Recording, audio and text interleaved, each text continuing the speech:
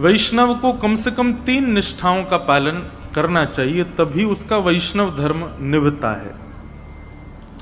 सबसे पहला नाम निष्ठा, ठाकुर जी के नाम के प्रति निष्ठा। नाम जप नित्य किया करें। बंधुओं, कई लोगों को नाम जप में आलस्य आता है, नाम जप में उनको मन नहीं लगता, रुचि नहीं होती। पर सदा याद रखें कि नाम औषधि है। जो काम ठाकुर जी भी नहीं कर पाते वो नाम करता है। कोई पूछे कि ठाकुर जी कहां से प्रकट हुए, तो भगवान को प्रकट नाम ने ही किया है। ठाकुर जी नाम के बिना प्रकट नहीं होते। मैं कथाओं में कहा करता हूं, जिसने गाया उसी ने पाया ठाकुर जी को। जो गाता नहीं है ठाकुर जी को, वो पा नहीं सकता। आप लोग कहें कि हमको सेवा में बहुत सुख मिलता है, हमसे परिक्रमा लगवा लो, कथा सुनवा लो। अच्छा, एक और बात है कि अगर आपकी नाम में रुचि नहीं है ना, तो बाकी के सारे क्रम जो आप करेंगे उसमें आप कोई ना कोई अपराध जरूर बनेगा आपसे। नाम अपराध मुक्त करता है। क्योंकि बहुत बड़ी बात है कि जब आप ठाकुर जी का नाम गाते हैं ना, तो स्वयं श्री जी आकर के आपके सब अपराधों को क्षमा करने का पूर्ण प्रयास करती हैं। एवं श्री जी की कृपा से आपसे फिर अपराध नहीं बनता। सेवा का या जो भी अपराध के नियम हैं, वो सब अपराध नहीं बनते। श्री जी का नाम गाते हैं तो फिर ठाकुर जी पूरी जिम्मेवारी रखते हैं कि भाई ये नाम गाता रहे, उसके लिए इसके जितने भी अपराध इससे बनते हैं वो सब संभालो, इसकी बुद्धि सुदृढ़ करो। नाम का बहुत महत्व है, इसलिए धीरे धीरे प्रारंभ करो। पहले 11 नाम जपो, फिर 21 कर दो, फिर 51 करो, फिर 108 करो, और फिर एक समय ऐसा आए गिनती बंद करो। मैं ये बात अपनी कथा में हर जगह कहता हूं, नाम कभी नहीं गिनना चाहिए। ठाकुर जी का हम कितना जप करते हैं उसकी गिनती मत करो। गिनती करनी है तो उनकी करो जिनकी वजह से इस संसार में पुनरपि जननम पुनरपि मरणम पुनरपि जननी जठरे शयनम, ये बार बार जन्म मृत्यु का जो बंधन हमारा बंधा रहता है, जिन पापों की वजह से, जिन हमारे दुष्कर्मों की वजह से, गिनती उनकी करो। मानव का स्वभाव है, वो दूषित कर्मों को छुपाता है, अच्छाइयों को प्रकट करता रहता है। उल्टा होना चाहिए। अपने द्वारा किए गए श्रेष्ठ कर्मों को छुपाइए। नाथ द्वार दर्शन करके आए तो तब तक चैन नहीं पड़ेगा जब तक आप 10 लोगों को बता नहीं दो हम नाथ द्वारा गए। वृंदावन गए, वृंदावन में जाकर के संतों को भोजन कराया तो तब तक चैन नहीं पड़ेगा जब तक पूरे व्हाट्सएप के ग्रुप उन सब में भेज नहीं दो वृंदावन में हमने संत सेवा करी। कभी किसी का हृदय दुखा करके व्हाट्सएप पे मैसेज भेजते हो, बोल मैंने इतने लोगों का आज हृदय दुखाया। आज पत्नी को बहुत सुनाई मैंने, वो बेचारी रो रही है, ये किसी को बताते हैं हम? नहीं। मैंने पड़ोसी के साथ में दूषित कृत्य किया, उसके साथ गलत किया, उससे ईर्ष्या करी। इन सब का प्रकाश नहीं करते, इन सबको छुपा के रखते हैं। हम प्रकाश करते हैं अपनी योग्यताओं का, कभी नहीं। ये बात हम इसलिए कह रहे हैं, हमसे मिलने भी आते हैं लोग, अब भीड़ इतनी होती है तो 1 सेकंड में भी व्यक्ति को यह लगता है कि मैं बता दूं। आप मिलने आते हैं, आपसे ज्यादा उत्सुक मैं होता हूं आपसे मिलने के लिए, लेकिन एक क्षण के समय में भी आप जब ये बता देते हैं, महाराज जी मेरा इतना नाम जप रोज होता है, महाराज जी मैं इतनी घंटे सेवा रोज करता हूं, मुझे रात्रि स्वप्न में ठाकुर जी दिखते हैं। क्यों? एक बात सदैव याद रखिएगा, भक्ति यदि पूर्ण रूपेण आपके चित्त में आएगी तो आप प्रकाश करने से बचोगे, आप उसका प्रकाश नहीं करोगे, उसको गोपनीय रखोगे। और एक बात कहें, जब आप अपनी प्रेम लक्षणा भक्ति को गोपनीय रखते हैं तो आपके मुख की आकृति प्रकाश करती है, आपको बोलने की आवश्यकता नहीं है। हमारे वृंदावन के संतों को देखो, उनको बोलने की आवश्यकता नहीं, उनका मुखमंडल बता देता है कि कृष्ण प्रेम है चित्त में, इनके चित्त में भजन है, इनके चित्त में नाम विराजमान है। भक्तमाल जी में कथा आती है अंतर्निष्ठ राजा की, जो प्रभु के नाम को सदा अपने चित्त में छुपा करके रखता, कभी किसी को यह पता तक नहीं लगने दिया कि वो एक वैष्णव है। एक दिन रात्रि में सोते सोते उसके मुख से स्वप्न में ही निकल गया, सुसुप्ता अवस्था में निकल गया, हां राम। पत्नी ने सुन लिया। प्रातःकाल जब बेला हुई, पत्नी ने पूरा घर सजाया, ढोल नगाड़े डुमडुमियां बज रही हैं, मंगल बाजे बज रहे हैं। राजा उठ करके आश्चर्यचकित हो गया, इतने मंगल गान क्यों हो रहे हैं। राजा ने जाकर के पत्नी से पूछा, ये सब क्या चल रहा है। बोले कि मुझे तो अब तक लगता था कि आप भक्त हो ही नहीं, पर मुझे अब पता चला आप तो अंतर्निष्ठ भक्त हो। आप तो अपने चित्त में नाम को छुपा करके रखते हैं, कभी प्रकट नहीं। अरे इतने वर्ष ब्याह को हो गए, मुझे आज तक नहीं पता चला कि आप भक्त हो। राजा बोला, तो हां, तो मैं भक्त हूं ही नहीं। बोले कि रहने दीजिए, झूठ मत बोलिए। कल रात्रि स्वप्न की अवस्था में, सुसुप्ति अवस्था में आपके मुख से निकला हा राम। अनकॉन्शियस स्थिति में, बहुत ध्यान से सुनना, आप कैसा बर्ताव करते हो, क्या बोलते हो, वो बताता है कि आप वैष्णव हो कि नहीं। आपका बुद्धि विवेक सब बिल्कुल संयमित है और उस समय आप भक्ति भाव में रहो, ये सामान्य बात है। लेकिन कभी ऐसी स्थिति आ जाए जहां पर आपको यह भी नहीं पता कहां क्या करना है, कैसे करना है, क्या क्या मुझे होना चाहिए, ऐसे अनकॉन्शियस जब हो जाओ, तब आपके मुख से जो निकलता है उससे पता चलता है कि आप कौन है। अंदर जो है वो वास्तविक तभी निकलता है, और विशेष रूप से निद्रा की अवस्था में। निद्रा की अवस्था में बंधुओं, नाम जब अपनी तीव्रता में पहुंच जाता है ना, तब व्यक्ति निद्रा में भी, जब जैसे अंगड़ाइयां लेते हैं या फिर हम करवट बदलते हैं तो मुख से स्वर निकलता है। लेकिन नाम जब अपनी तीव्र अवस्था में पहुंच जाता है तो निद्रा में भी श्री राधा, राम, कृष्ण, ये नाम ही प्रकट होता है मुख से। ऐसी स्थिति हो जाती है तन की।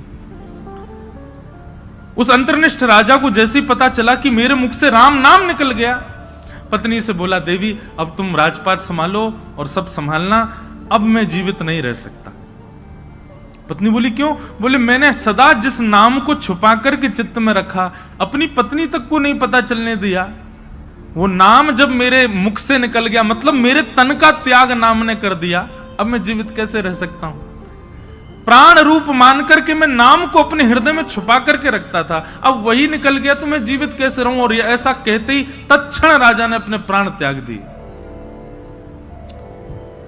इतना बलवान है नाम। तो वैष्णव की प्रथम निष्ठा होती है नाम निष्ठा।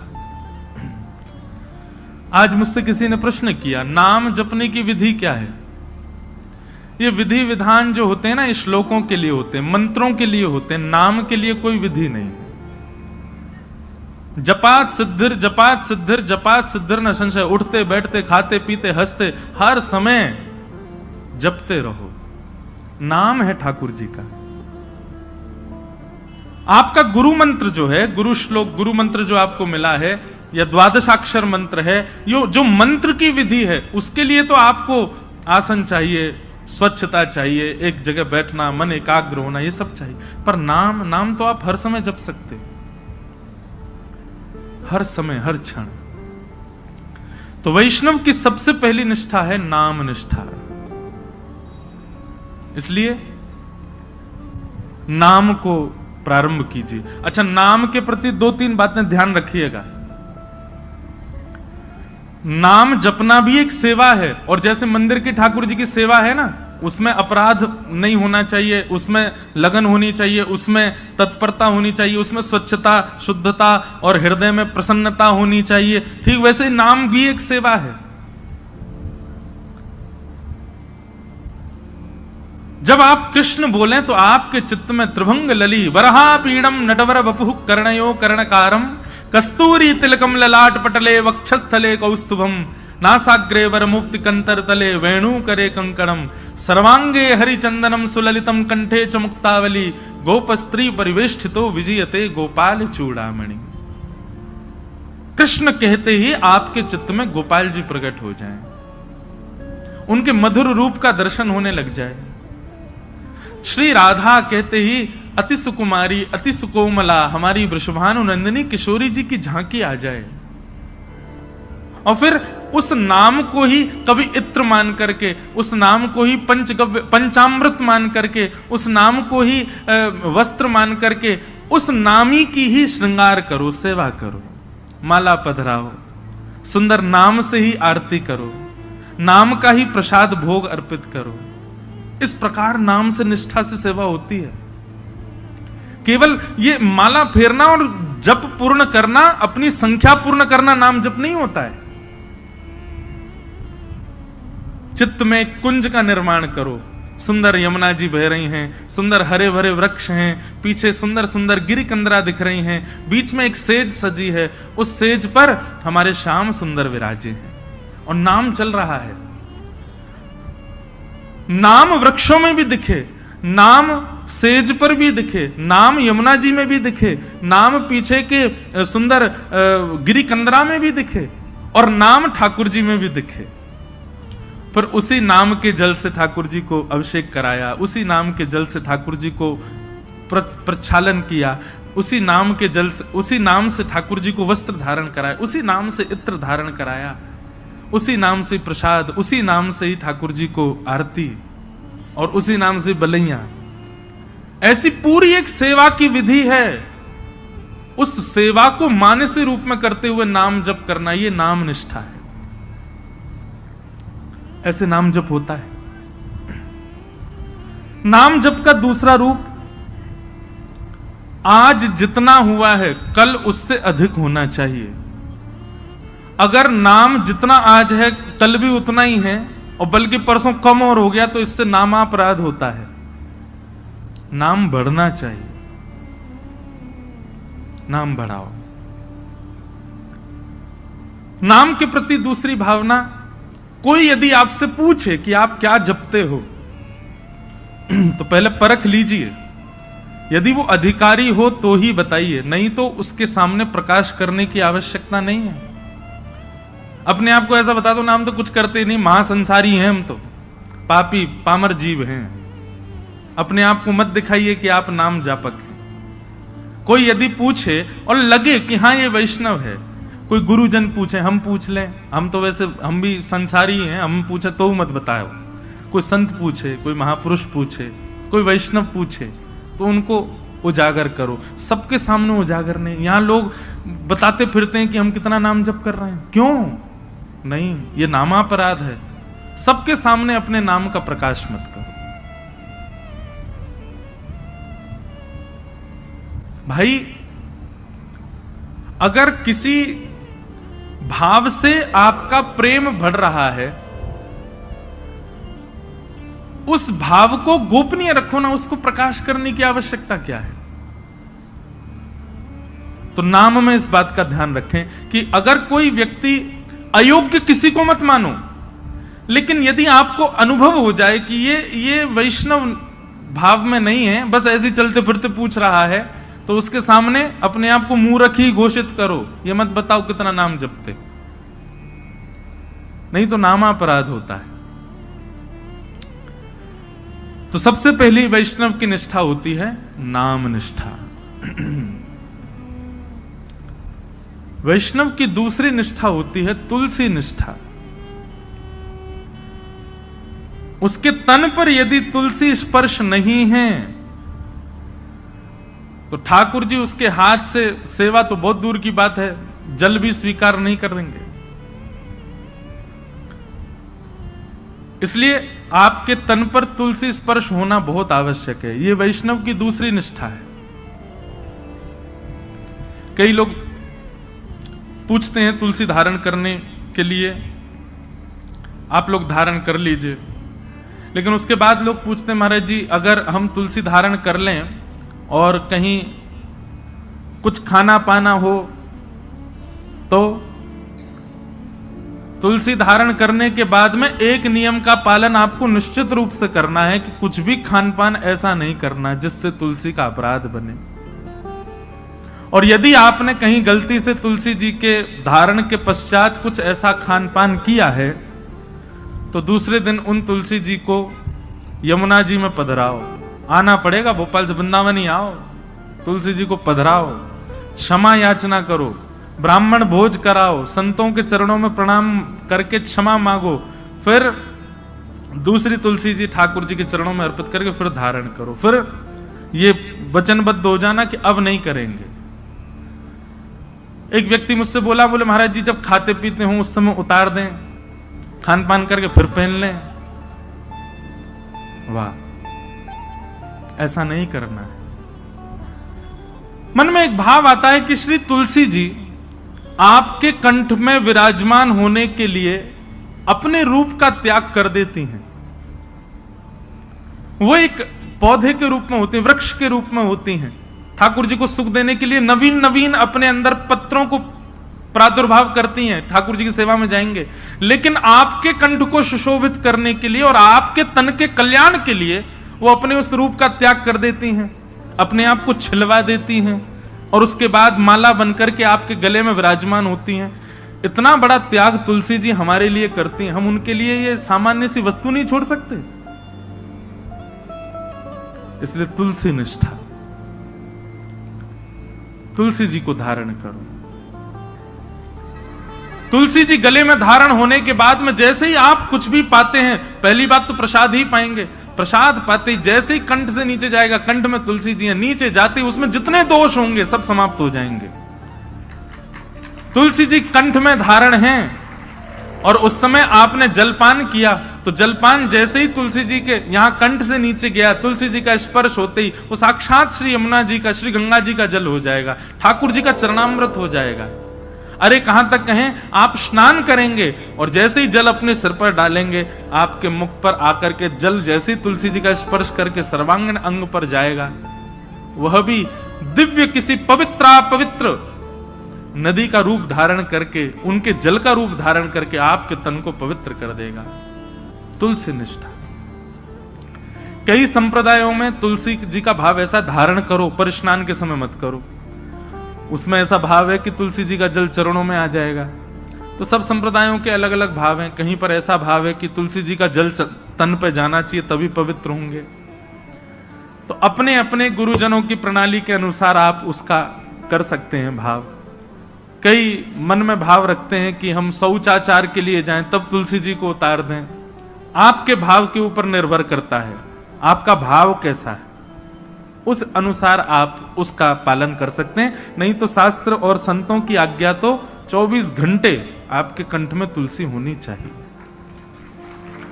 तो दूसरी निष्ठा क्या है? तुलसी निष्ठा।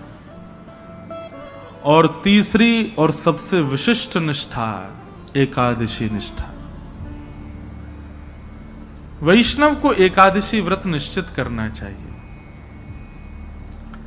एकादशी के दिन अन्न में पाप का निवास होता है और उसके कारण एकादशी के दिन, अब यहां पर भी एक बात आ जाती है, भाव की बात आती है। देखो, भाव प्राधान्य जब हो जाती है ना बात, तो फिर वहां पर नियम नहीं चल पाते। बहुत ध्यान से सुनिए सब लोग।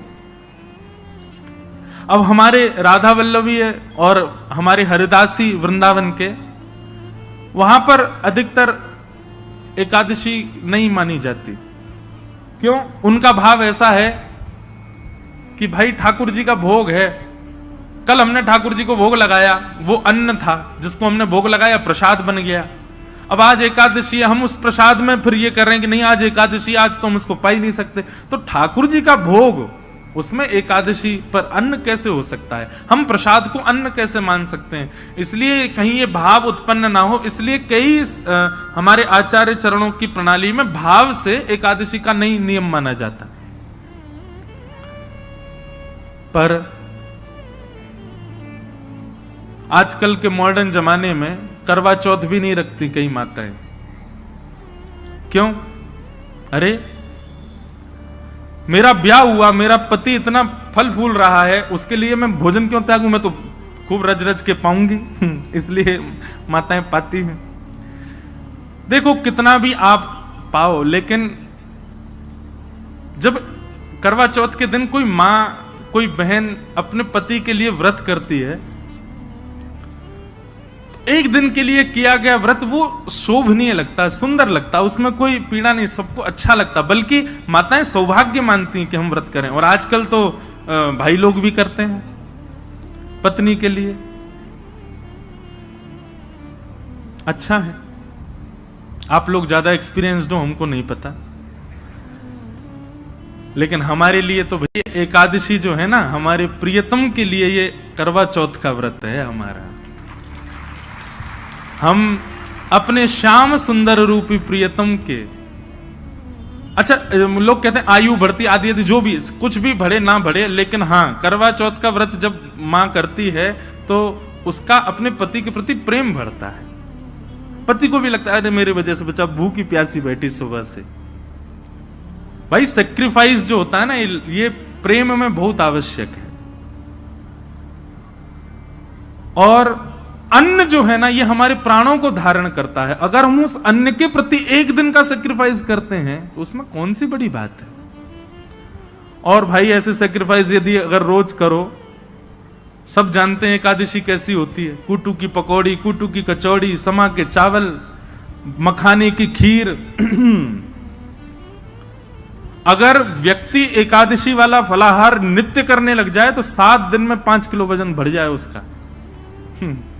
आप बाकी के दिन इतना नहीं पाते जितना एकादशी, और एकादशी के दिन तो कई लोगों को वैसे तो 3 बार पाएंगे, नाश्ता, भोजन, रात्रि भोजन। एकादशी के दिन 6 बार पाते हैं। बोले हमारा व्रत और है, बार बार कहते और है इस बात को, व्रत है आज हमारा। सब बातों की बात एकादशी करनी चाहिए।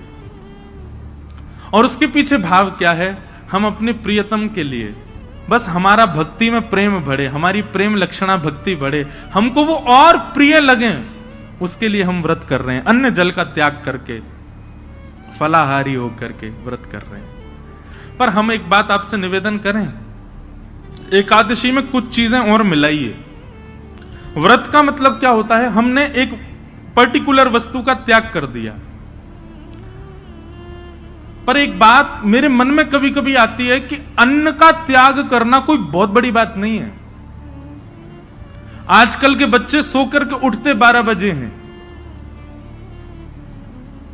और 12 बजे उठते हैं तो फिर भोजन पानी उनका ऐसे ही अस्त व्यस्त ही रहता है। आजकल के बच्चे एक समय ही भोजन कर लें वही बहुत है। तो भोजन का त्याग करना कोई बहुत बड़ी बात नहीं है। कई लोग बिना भोजन के भी निकल जाते हैं, बिना भोजन के भी रह लेते हैं। ये उस समय बड़ी बात थी जब और साधन नहीं थे, जब हमारे पास में टीवी नहीं था, हमारे पास में फोन नहीं था, इंटरनेट नहीं था, ये सारी आधुनिकताएं नहीं थी। तब मानव का एक ही काम था, काम करो भोजन पाओ, काम करो भोजन पाओ। भोजन ही सब कुछ होता था। उन कालों में उस भोजन को त्यागने के लिए व्रत की विधा बनाई गई। पर आज वास्तव में व्रत उस वस्तु का होना चाहिए जिसके बगैर आप एक क्षण नहीं रह सकते। उस वस्तु का व्रत होना चाहिए। तो कई बातें हैं। एकादशी में 2-3 चीजें जोड़िए। अब आज की तो निकल गई, अगली एकादशी आवे तो जैसे जो आपका अवगुण है, जैसे कई भाई लोगों को, कई लोगों के अंदर अवगुण आ जाता है, कुछ खान पान का अवगुण हो, स्वभाव व्यवहार का अवगुण हो। सब जानते हैं कि मेरे अंदर अवगुण क्या है। मुझे क्रोध बहुत आता है, मुझे इसके प्रति ईर्ष्या होती है, मुझे ऐसा लोभ होता है, मुझे इसके प्रति मोह है। ये जो आपकी दूषितताएं, उनका व्रत कीजिए। सावधानी से सुनो, सब लोग इधर देखो, कथा सुनो। अपनी दूषित वस्तु जिसके बगैर आप एक क्षण नहीं रहते, उसका त्याग कीजिए, तब व्रत माना जाएगा।